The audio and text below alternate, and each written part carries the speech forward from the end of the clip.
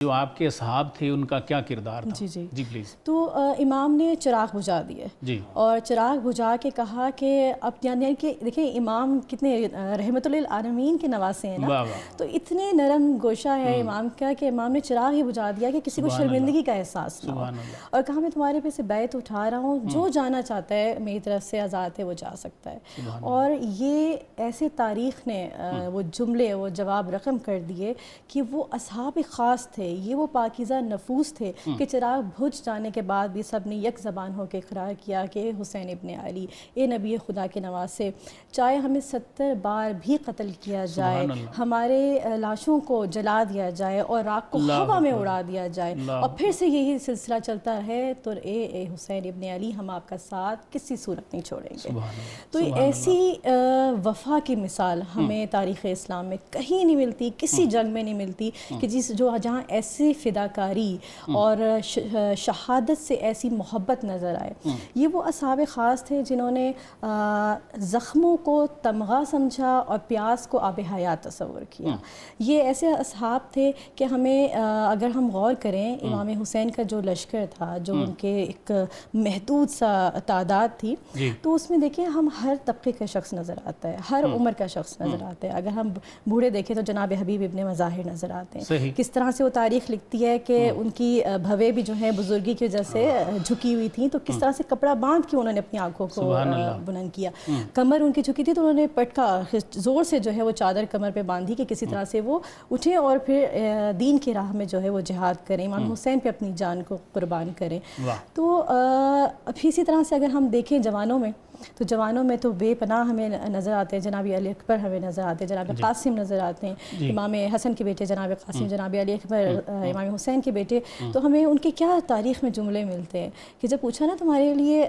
شہادت کیسی ہے، تو انہوں نے کہا اگر ہم حق پہ ہیں تو شہادت شہد کی مانند ہے، شہد جیسی شیریں۔ اللہ اکبر! یعنی ایک نوجوان، ایک بچہ 13-14 سال کا، وہ کہہ رہا ہے کہ میرے لیے شہادت شہد کی مانند میٹھی ہے۔ اسی طرح جناب علی اکبر سے جب پوچھا انہوں نے کہا کہ اگر ہم حق پر ہیں تو چاہے موت ہم پہ آ گرے یا ہم موت پہ جا گرے، اس میں کوئی حرج نہیں ہے۔ یعنی یہ مشتاق شہادت ہے یہ پورا گروہ۔ اسی طرح سے اگر یہ تو وہ ہے نا شخصیات جن کا میں ذکر کر رہی ہوں جو بنی ہاشم میں سے ہیں، جو چنے ہوئے، اگر ہم اس سے ہٹ کے اصحاب امام حسین کی بات کریں تو اس میں ہمیں دیکھیں بہت سارے کردار نظر آتے ہیں۔ جناب جون کو دیکھ لیں، جناب ابوذر کے غلام تھے اور غلام حبشی تھے اور چہرہ ان کا سیاہ تھا، جسم سے ایک وہ جو حبشیوں میں سے ایک بو سی آتی ہے وہ آیا کرتی تھی، لیکن امام حسین کی محبت سے ان کا وجود معطر تھا،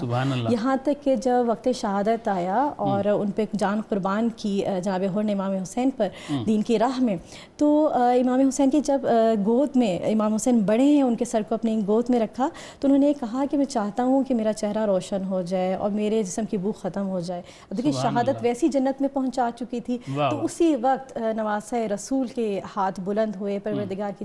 بارگاہ میں ہاتھوں میں کو بلند کر کے دعا کی، اور اسی لمحے کہتے ہیں کہ ایک بہشتی خوشبو ان کے بدن سے نکلنا شروع ہو گئی اور ان کے چہرے کی سیاہی جو تھی وہ نور میں بدل گئی۔ تو یہ ایک مرتبہ ہے ایک حبشی غلام کا کہ جو دین کی راہ میں، حق کی راہ میں امام حسین کے لشکر میں شامل ہو کے شہادت پا رہا ہے۔ اسی طرح ہم دیکھتے ہیں کہ زہیر ابن قین، کیونکہ یہ وہ مثالیں میں چن کے وہ دے رہی ہوں کہ جو آج کے دور میں بھی ہمارے لیے ایک لیسن ہے کہ آج بھی اگر ایسی کوئی سچویشن ہمیں سامنا، کیونکہ کہتے ہیں نا ہر کل ارض کربلا، یہ کل یوم عاشورا، تو اگر ہم خود کو اس محاذ پہ رکھ کے سوچیں تو یہ وہ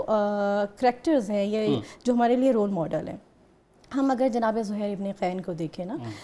بہت بڑے بزنس مین تھے، تاجر تھے، اور اتنا وسیع کاروبار تھا، کہتے ہیں کہ ان کو تو جسے نا اشاروں پہ آگے پیچھے نوکر پھیرنے والے اس طرح کا، بہت مشہور تھے اس زمانے کے، اور یہ جس گروہ سے تعلق رکھتے تھے وہ عثمانی گروہ تھا، یعنی خلیفہ سوم کے ماننے والوں میں سے یہ تھے۔ اور راستے میں جب بھی پڑاؤ ہوتا تھا ان کا آمنا سامنا امام حسین سے، تو یہ اپنا خیمہ وہاں سے ہٹا لیتے تھے کہ کہیں مجھے نا، یعنی کہ ڈر تھا کہ کہیں امام بلا لیں اور مجھے ان کے ساتھ جا کے شہادت تک جانا پڑے۔ تو لیکن ایک مقام ایسا آیا، یا دیکھیں یہاں پہ ایک عورت کا کردار میں بتانا چاہ رہی ہوں، ان کی زوجہ، یعنی کہ عورت ایسی کئی کردار ہمیں کربلا میں نظر آتے ہیں کہ جنہوں نے اپنی محبت کے جال میں پھنسا کے شوہروں کو کہہ کے کہ بھئی ہم تمہارے لیے اہم نہیں ہیں، کیا ہماری محبت بھول گئے ہو، کیا بچوں کی محبت بھول گئے ہو، کہ ہم کھلائے گا کون، پلائے گا کون، یعنی توکل خدا ہی چھوڑ دیا اور اپنی محبت کے جال میں کر کے یا بچوں کی محبت کے اس میں زنجیر ڈال کے امام کے لشکر سے نکال کے گھروں کو لے گئی۔ کوفہ میں ہم کہتے ہیں نا اتنے خطوط آئے تھے اور وہ سب لوگ تو موجود نہیں تھے، تو وہ اسی طرح سے آہستہ آہستہ سے دور ہوتے چلے گئے اور امام کا ساتھ انہوں نے چھوڑ دیا۔ لیکن زہیر ابن کین کی زوجہ کہ یہ وہ خاتون تھی کہ جنہوں نے زہیر ابن کین سے کہا کہ نواسے رسول تمہیں بلا رہے ہیں، کتنی دفعہ تمہیں دعوت دے رہے ہیں اور تم بار بار خیمہ ہٹا لے، تو ایک دفعہ جا کے بات تو سننا ہو۔ دیکھیں خاتون تھی جس نے زہیر ابن کین کو شہادت کے مرتبے تک پہنچایا، جس کو جنتی بنا دیا، جس کو ہدایت تک پہنچا دیا۔ تو ہر خاتون کو یہ رول جو ہے وہ ادا کرنا چاہیے، اپنے جو گھر کے مرد ہیں دین خدا کی تبلیغ میں یا دین خدا میں یا عبادت الہی میں مدد کرنی چاہیے، مددگار ہونا چاہیے۔ ایک ذیلی سا سوال میرے ذہن میں آ رہا ہے کہ میم یہ جو ایمان کا یہ لیول ہے، ایک طرف یہ ہے کہ یہ لوگ کہہ رہے ہیں کہ 70 مرتبہ بھی اگر شہید ہونا پڑے تو ہم اس پہ شکر گزار ہیں، اللہ کے راضی ہیں اس پہ۔ دوسری طرف بھی مسلمان ہیں، ان کا معاملہ بالکل ہی اپوزٹ ہے۔ تو کیا یہ ایمان کا جو لیول ہے یہ تربیت کی وجہ سے ہوتا ہے؟ جی کیا فرماتی ہیں؟ جی اس میں دیکھیے ملٹیپل پہلو ہیں، ٹھیک ہے، بہت سارے۔ یہاں پہ آپ کے سوال کے جواب میں میں پہلے ایک مثال دیتی ہوں، ٹھیک ہے، پھر اس کو ہم اس کا تجزیہ کرتے ہیں۔ دیکھیں ایک اور اصحاب امام حسین ہے جن کا نام وہاب کلبی ہے۔ اب دیکھیں وہ کرسچن تھے، عیسائی تھے، ٹھیک ہے، ابھی آپ مسلمان کی بات کر رہے ہیں نا کہ دونوں جانب مسلمان ہیں، تو میں یہاں ایک عیسائی کو لے آئی ہوں بیچ میں، وہ تو عیسائی تھے، لیکن امام حسین نے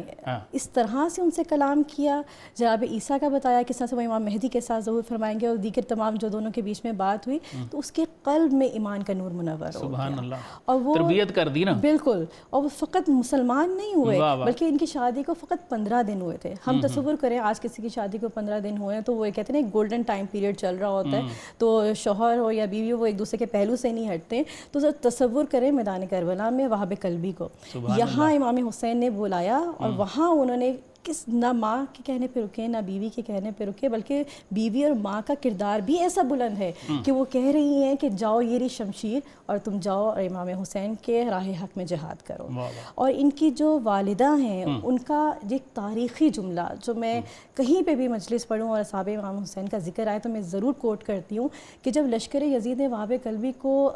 گردن جدا کر دی، سرتن سے جدا کر دیا اور ان کا سر اٹھا کے امام حسین کے لشکر کی جانب پھینک دیا، تو ان کی والدہ دیکھیں ماں کا جگر کتنا نرم ہوتا ہے، کتنی غمزدہ ہو جاتی ہیں آج کل کی، لیکن انہوں نے اپنے بیٹے کا سر اٹھایا اور گئی ہیں میدان میں اور لشکر یزید کی جانب واپس وہ سر پھینک دیا، کہا کہ جو ہم دین کی راہ میں قربان کر دیں ہم واپس نہیں لیتے۔ سبحان اللہ، سبحان اللہ۔ یہ بہت بڑی مثال ہے آج کے کہ آج کی مائیں جب بچوں کو پروان چڑھا رہی ہوں، تربیت کا جو ایلیمنٹ تھا، تو اپنے اندر سب سے پہلے بچوں کی تربیت سے پہلے اپنی تربیت کرنا ہوگی۔ ہم نے ایسی مائیں بننا ہوگا کہ ہمارے اسی لیے ہماری پھر آگے اولادیں بھی کمزور ہیں۔ ہمیں پہلے اپنی تربیت کرنی ہے تاکہ ہم ایسی اولاد پروان چڑھا سکیں کہ جب دین پہ وقت آئے تو اسی طرح ہم دین کی راہ میں وہ اولاد جو ہے جان ہو مال ہو اولاد ہو اس کو قربان کر سکیں، کیونکہ پروردگار نے بھی قرآن میں یہی فرمایا نا کہ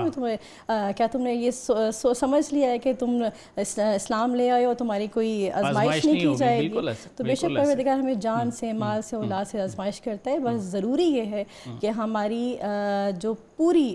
نیت ہے یا عمل ہے وہ توکل خدا پہ بیس کرتی ہو، اقدار الہی پہ بیس کرتی ہو، تو انشاءاللہ پھر فتح و کامرانی سے کوئی بھی رکاوٹ جو ہے بیچ میں نہیں آ سکتی۔ جی